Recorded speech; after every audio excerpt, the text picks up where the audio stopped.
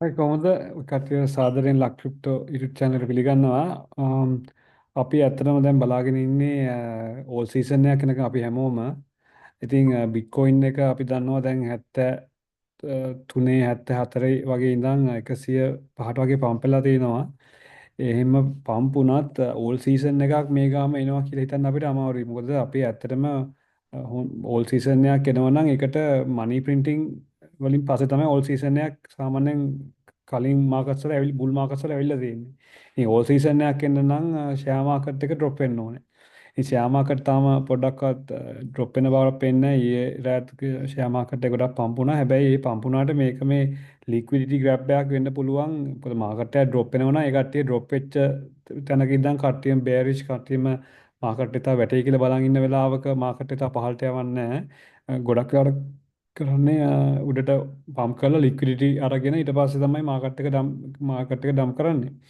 ඉතින් මේ බිට්කොයින් එක 109න් උඩට ගිහිල්ලා වීක්ලි කැන්ඩල්ස් 3-4ක් ක්ලෝස් කරලා උඩ හිටියොත් තමයි ඉතින් බුලිෂ් කියලා අපිට හිතන්න පුළුවන් එතනින් උඩට.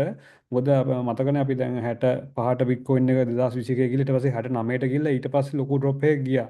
ඉතින් ඒ වගේ මේක 109ට ආවා වුණත් 110ට වගේ ගියා වුණත් වීක්ලි ක්ලෝසස් කියන්නේ වීක්ලි කැන්ඩල් ක්ලෝස් කරේ නැත්නම් 110ට උඩින් වීක් දෙක තුනක් අපිට ඒක 6 හයියක් කියලා දැන් මේ 6 හයි එකක් හැදුවා කියලා හිතා ගන්න අමාරුයි. මොකද එකම පළවෙනි එක වීක් එක ඇවිල්ලා 110ට 9ට වගේ ඇවිල්ලා ඒ වීක් එකම ඩ්‍රොප් වෙලා ප්‍රයිස් එක තා පහළට වැටෙන්න පුළුවන්. ඉතින් මේ වෙලාවෙත් මේ බිට්කොයින් එක දැන් ස්ට්‍රගල් කරනවා 103න් උඩට යන්න.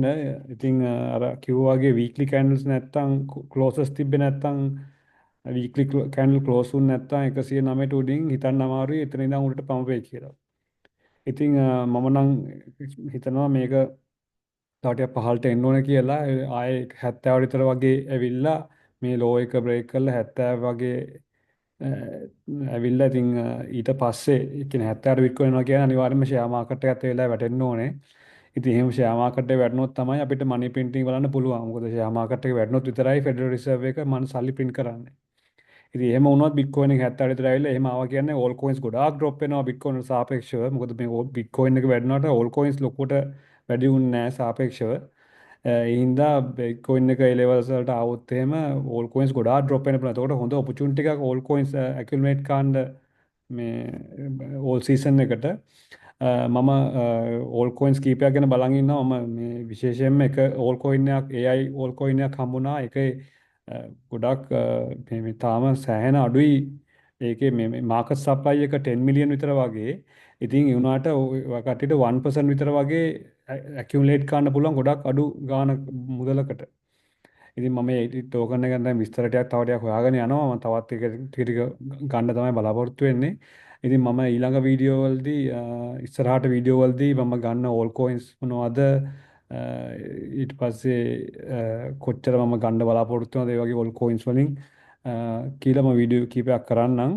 මොකද අපි ඇත්තටම ඕල් කොයින්ස් නම් අරගන්නේ මේ 1x 2x 3x වගේ ගන්න නෙමෙයි අපිට 10 ගුණයක් 20 ගුණයක් 50 ගුණයක් වගේ ගන්න තමයි ඔල්කොයිස් ගන්න. එතකොට ඉතින් ගොඩාක් අපිට සල්ලි රිස්ක් ගන්න වෙනවා මේ ස්මෝල් කැප් මේ මයික්‍රෝ කැප් ටෝකන්ස් වලට. ඉතින් ඒ වගේ කොයින්ස් කීපයක් හොයාගෙන යනවා. ඉතින් අමතක කරන්න එපා දැන්ට සොලානා වගේ ටෝකන් එකක් සොලානා වගේ ඒවා ටෝකන්ස් එහෙම නැත්නම් කාඩානෝ වගේ ටෝකන්ස් ඒවා ඇත්තටම ඒ කාලේ ගොඩාක් පොඩි මාකට් කැප් තිබිච්ච ඒවා.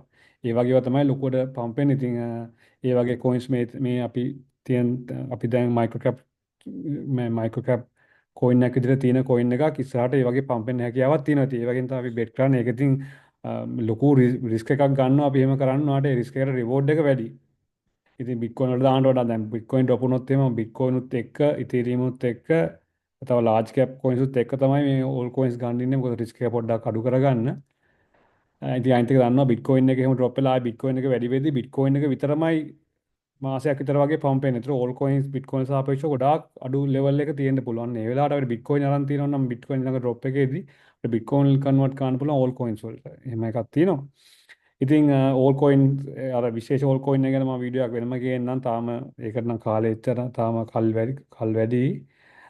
ඊට පස්සේ ඕල් ගන්න මම ගන්න හිතන් ඉන්න ඕල් කොයින්ස් ගැනත් මම වීඩියෝ එකක් වෙනම කරන්නම්. ඉතින් මේ පම්ප් එක නම් තාම ෂුවර් නෑ මේක අනිත් පැත්තට කොයිලා හරි හැරලා එන්න පුළුවන්. මේක ගැන නම් මම එච්චරම මේ එක්සයිටඩ් නෑ මේක ගොඩක් මේ දිගටම යයි කියලා. හැබැයි මට මේක ජෙනුවින් පම්පයක් කියලා විශ්වාස කරන්න වෙන්නේ 109 උඩින් වීක්ලි කැන්ඩල්ස් 4-5ක් ක්ලෝස් කරගෙන මාසයක් විතර වගේ සති 2-3ක් විතර වගේ 109 උඩින් මේ ප්‍රයිස් එක තිබ්බොත් 110 විතර වගේ ඒතකොට අපිට විශ්වාස කරන්න මේක ටිකක් තවුට්ට පම්පේ කියලා. එහෙම නැතුව නම් මේ පම්ප් එක මේ මොකද මෙතන මේ ඩිස්ට්‍රිබියුෂන් එකක් වගේ යන්නේ මෙතන නිකන් පොඩ්ඩක් කොහොම කොන්සෝල්ඩේට් වෙලා ලොව හයි එකක් හදලා ඊට පස්සේ බිට්කොයින් එක පහළට එන්න වගේ chance එකක් තියෙනවා. ඒක ඉතින් ජූනි මාසේ වගේ වෙන්න පුළුවන් ජුලයි මාසේ වගේ වෙන්න පුළුවන් කොහොමත් නොවැම්බර් වගේ තමයි මම හිතන්නේ ඕල් සීසන් එක ලොකුට පටන් ගන්නේ කියලා. මොකද බිට්කොයින් එක ඉස්සෙල්ලා මාස දෙක තුනක් මේ මාසයක් විතර වගේ මේ ලෙවල් එකේ තියෙන්න පුළුවන්. ඊට පස්සේ බිට්කොයින් එක ඩ්‍රොප් වෙන්න ඕනේ ෂෙයා මාකට් එක.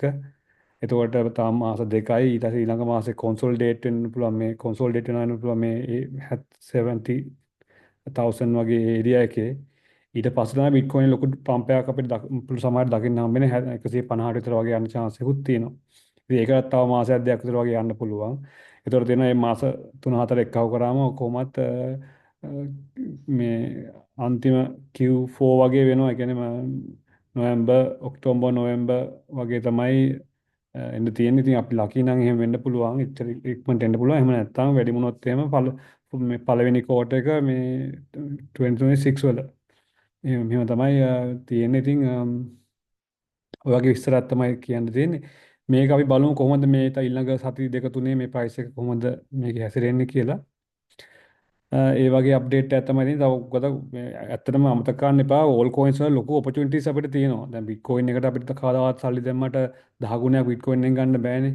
ඉතින් උනාට ඕල් කොයින්ස් තියෙනවා අපිට 10 ගුණයක් 20 ගුණයක් විතර වගේ සල්ලි හම්බ ගන්න පුළුවන් ඕල් කොයින්ස් උත් තියෙනවා. ඒවා අපි මේ කලින්ම හොයා ගන්න ඕනේ. කවුරුත් කතා නොකරන වෙලාවක තමයි ඒවට අපි ඉන්වෙස්ට් කරන්න ඕනේ. ඉතින් දැන් ඕල් කොයින්ස් තව බිට්කොයින් එක කියන විදිහට අපි හිතන විදිහට 70 විතර වගේ ආවොත් එහෙම මේ ඕල් කොයින්ස් ගොඩ අඩු වෙන්න පුළුවන්. ඒතකොට හොඳ ඔපචුනිටි එකක් අපිට එනවා මේ ඒ ඕල් කොයින්ස් වලට ඉන්වෙස්ට් කරන්න.